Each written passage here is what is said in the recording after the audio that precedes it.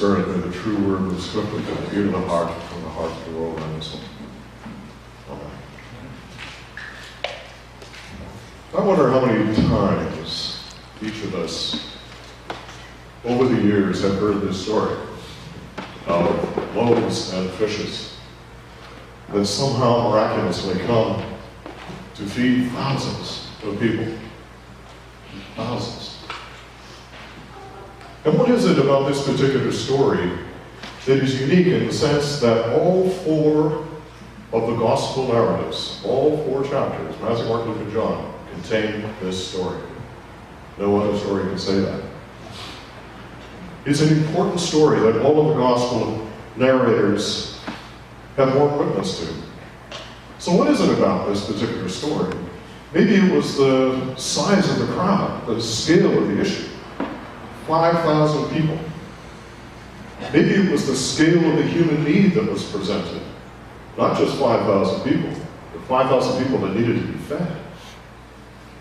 Maybe it was the importance of this particular event, the illustration of this event for Jesus' own ministry. But there's something to note here. This is the one and only miracle, again, that runs throughout the New Testament. And there's no sermon in this story, and there's no parable in this story. This story, first and foremost, is about action and activity. Consider the verbs that are at work here. Jesus saw. He had compassion. He ordered. He took. He looked. He blessed. He broke. And finally, he gave. Yet for all its grandeur and its activity, this story begins with Jesus trying to find a little bit of a quiet corner after a long, hot, dusty day of teaching, preaching, and healing. He tries to find some time and some place for himself. He fails in that hope. But he fails in an interesting way. In effect, the crowds following him find him, and he resigns himself to serve them despite his exhaustion. He's tired. In the English vernacular, he's knackered. But he cannot help but serve. And perhaps there's a lesson embedded in the story of Jesus meeting human need despite that exhaustion. Unlike most scenes involving Jesus' teaching and ministry, where the scene could perhaps be acted out by 4 or 5, half a dozen actors, a small number of players, this story cannot. This story is unique because of the scale of the story that cannot be played out on a small stage. 5,000 men, we are told, plus uncounted women and children. Thousands of people seeking something from Jesus. When Jesus tries to retreat, his disciples are literally padding along behind him in the dust with their dusty feet. And the crowds in turn are padding along following the disciples on foot. They apparently follow Jesus and his disciples somewhat further and longer than they had anticipated, because when they finally catch up with him, they find it's mealtime. And nobody in the crowd remembered to bring a sandwich. What kind of person forgets to pack food on a long trip? A trip that might well last beyond the mealtime. And could it be that their gastrointestinal amnesia, if you'll pardon all those syllables, their forgetfulness arose from a different kind of hunger? A hunger for something more than just food.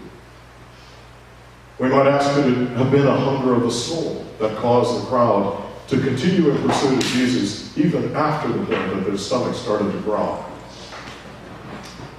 That's food for thought. No pun intended.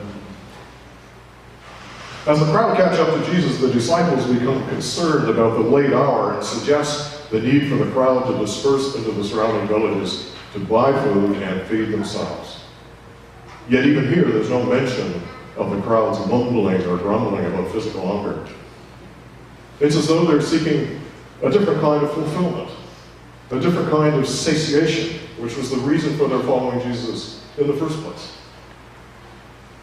By suggesting that Jesus send the crowds away in verse 15, the disciples seem unconcerned, or at least unwilling to get involved with the needs of this gathering.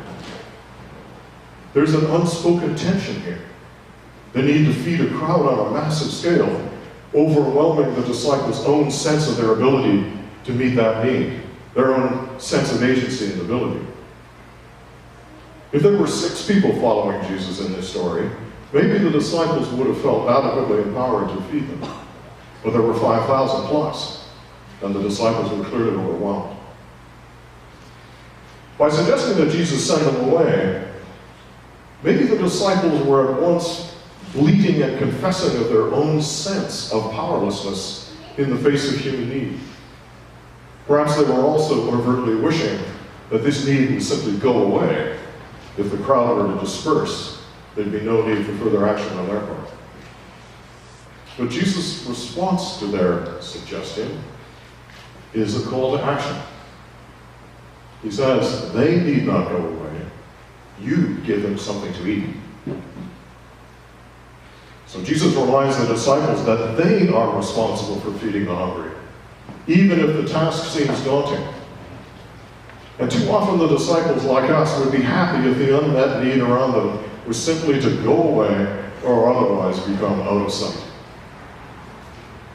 Confronting the needs of others can be ugly, it can be painful, and it can be daunting. But Jesus does not repel the need of the crowd, quite the opposite. He reaches out, he takes their need to himself and brings it right close. He draws their need to himself to the point that he can smell the breath of that need and he can see the bloodshot eyes of the people who are in need.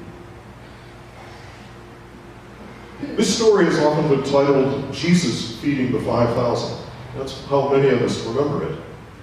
But that's not what happens here. Jesus gives food only to the disciples, and it's they who then feed the others. While it's clearly Jesus' miracle that feeds the multitude, this does not reduce the call of discipleship to a state of passive piety. The disciples are held responsible.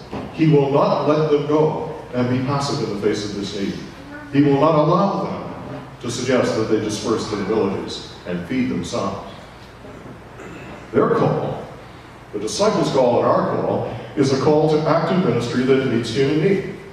And in this story, Jesus feeds the 12, and it's the 12 who in turn feed the crowd. So what then of the disciples' reluctance to react in the face of human need? Something that's a very human kind of reaction that we can all identify with. Have you ever come over the bridge and found one of those guys standing at the street corner, looking for a couple bucks? What was your reaction? Probably a lot like mine. You leave the window rolled up. All right?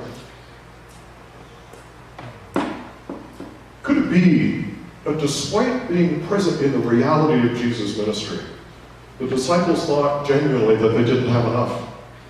They didn't have what it would take to meet the needs of this crowd around them.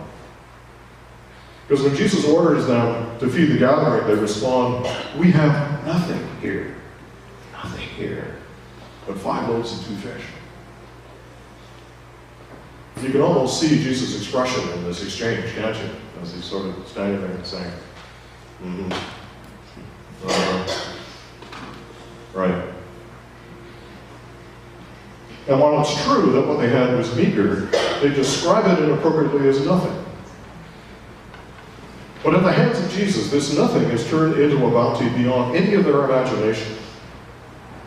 But it's also true that Jesus called upon them as he calls upon us to dream bigger. Get out of the box and dream bigger about what you can do with the apparent little that you have. Jesus didn't say, "Give me those loaves and fish and I'll feed them." Rather, he exhorted the disciples to change their ideas and embrace a new understanding of their power in the world, the power of their ministry as disciples of Christ. And there's a message here to all disciples who would think small. If you will think small, you will almost always succeed in failing to meet the full potential of your ministry in Christ. That's the message here. How many times have we heard the call of God who says, give them something to eat, only to have us turn away out of an artificial sense of powerlessness?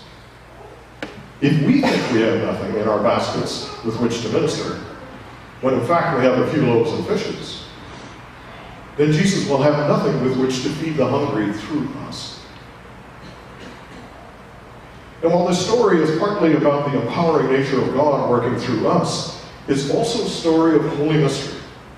It's a foreshadowing of the Lord's Supper that has yet to happen in the Gospels. Jesus reminds us here that just like feeding the crowd, communion is much more than an invitation to dinner and the filling of empty bellies. It's part of the great redemptive drama of God's activity in the world. Activity in the world. Feeding people, meeting needs, taking cares upon himself. In reconciling the world to himself, as illustrated in Jesus' own ministry, God invites us to take part in that same grand story of faith. To dream big despite the apparent odds, and to forever draw near the needs of the community around us. Amen.